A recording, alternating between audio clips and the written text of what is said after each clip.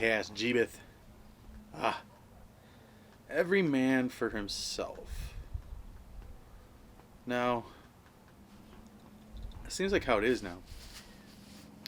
Previously, I was under the assumption that we worked as communities and we kind of worked together, family helped each other, and we kind of rose as a unit. But it definitely seems in America that the people are just pushed to the edge of every man for himself. I mean, you see it in the little things like if you're driving and there's 3 inches that you need to make a right hand turn, and you see the dude in his rear view looking at you, and he won't even move because he's like that likes that power of not letting you go because for him his world is as big as a Toyota Camry, right? There's nothing else going on outside of it. I don't know what changed. I think it's definitely a victim of circumstance where people just been pushed against the wall so much that they're over it. I also think it can be changed. Maybe if something crazy happened where you wanted that not to be the case, or you saw that that wasn't working, and then everybody kind of flipped a switch and just was like, "Hey, help thy neighbor, help everybody. Let's all move and do things together." I know, like, I mean, I feel that's the same way too, but I think it's like with politics or the classism or the differentiation in wealth, where you see people at the very top of the pyramid or the top of the hill or the top of the mountain or the top of the wealth category, and they're by themselves, right? They're not rolling in a squad. Obviously most of those people have companies and people hired to make them their money and stuff, but they're the one-man show. They're pushing their way as one, and through philanthropy and other things they are trying to help, but I don't know if like would help if it wasn't a tax write-off or if they didn't feel so guilty for having so much money. So something to think about. I don't know the answer to that, but I think if we I think obviously it's better to work together. I think if people began to collaborate more, work in teams and groups and tribes, that it just functions better. It makes better happiness and stuff.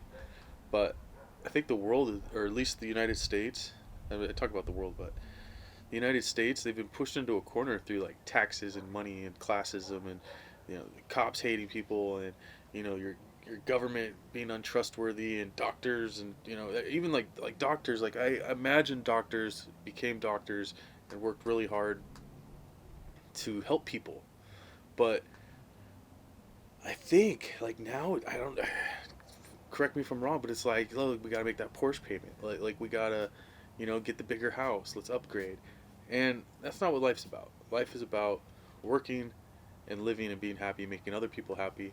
And how do you do that? Obviously, if you're a doctor, by curing people.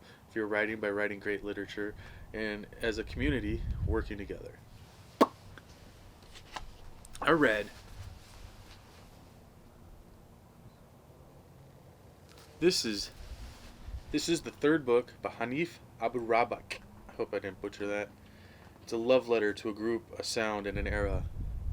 It is called Go Ahead in the Rain, Notes to a Tribe Called Quest.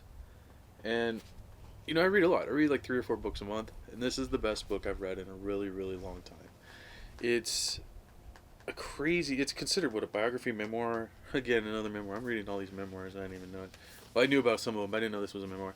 But basically, his approach is he's like writing a love letter to a tribe called Quest. And he's almost like personalizing it. I don't think he knows them, and he's bringing up individual certain personal things that have come up and writing to them. Even he's writing to Fife, and he's dead, and he's writing to Fife's mother thanking her, and it's just really, really, really good. Now, if you're a Tribe Called Quest fan, it's definitely a must read. But if you like good books, like the way he approaches this, even if you've never even heard of Tribe Called Quest or you've hated their music, it's like a really good book. A visiting writer in the MFA program at Butler University, Abdurrabik is an acclaimed poet and cultural critic whose work has appeared in the New York Times and TV News and other outlets. A nominee for the Pushcart Prize, he's the author of the highly praised poetry collection The Crown Ain't Worth Much and an essay collection They Can't Kill Us Until They Kill Us, which was included in the Chicago Tribune's 25 must-read books list for the fall of 2017. A little bit more in there. I'm not going to go through it.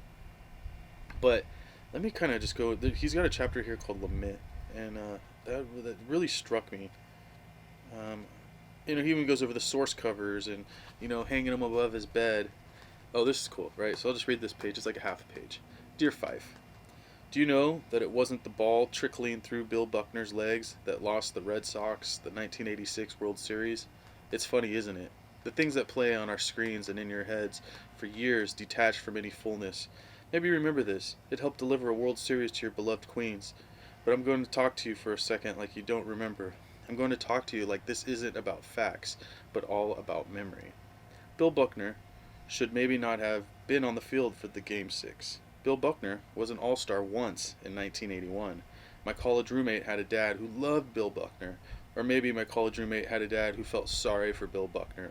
I'm always thinking about the distance between love and sympathy, Fife. And, I mean, obviously, not obviously, but if you didn't know, Fife was a huge sports fan. He'd wear jerseys, he'd make custom jerseys, he had Fife jerseys. And he's talking about his hometown, and he's talking about games and sports, and it's just the personalization of stuff like that. It's really well done. I would highly suggest anybody, needs something to read. This is a book by Hanif Abdurraq. I'm totally butchering that. I'm super sorry, Hanif. It's a love letter to a group, a sound, and an era, and it nails it. I watched some movies, which is funny because this week is, I think, the first week I haven't really watched any Blu-rays. I just watched DVDs. But I watched a Hitchcock film. The Man Who Knew Too Much. And dude, this is a good one. Like, I didn't realize how good it was, right? It's this one right here. But it's weird, I got this case, and I went over before The Trouble with Harry, which I watched, which was kind of abstract Hitchcock. But this one's missing 2 movies. But it stars James Stewart and Doris Day. And Doris Day was a singer. And I think this was her first acting job. And it's a redo of one of Hitchcock's old movies from the 30s. And it just nails it. It's beautiful. It's, he's in Morocco and Paris, and there's, secret spies, and it's just so good. Such a really good Hitchcock flick. I would check it out if you haven't seen it, because I was pleasantly surprised. And then I peeped out, which I had to order online, and I'm a huge Larry Clark fan, and so I had to go look for this. This is Destricted. And I didn't know what to expect. It was kind of hard to get. But Destricted, it's 7 artists who make 7 short films. And, dude, it's pretty gnarly, dude. It's like a straight fucking porno, right? But it's got Larry Clark, Gaspar Noé, who did Enter the Void and Climax. I think he did Irresistible or Irresistible or whatever. It's got a handful of other people that I haven't really heard of. But it is fucking nuts, dude. It's so crazy and so wild. I don't know if I would recommend it, but I mean, if you're a Larry Clark fan, you gotta see it, right? And that's why I saw it.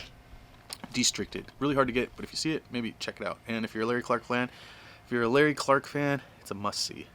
And then I peeped Blown Away. This is kind of cool. I don't know why. Jeff Bridges, Tommy Lee Jones. It's from 1994.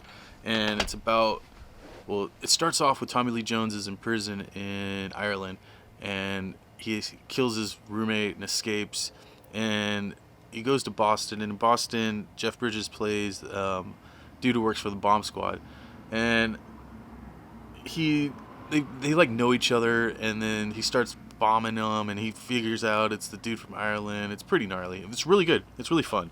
I would not highly suggest it, but I'd check it out if I were you. Discover the excitement, suspense, and high-tech.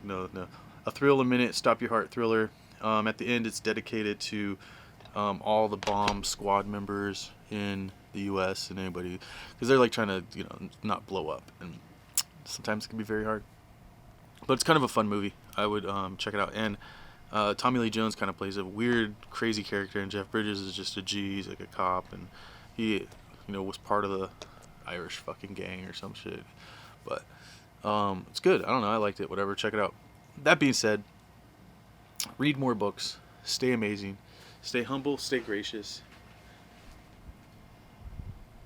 Be humble. Be gracious. Read more books. Be dope. Just be the best you. Podcast Jebuth. Ugh.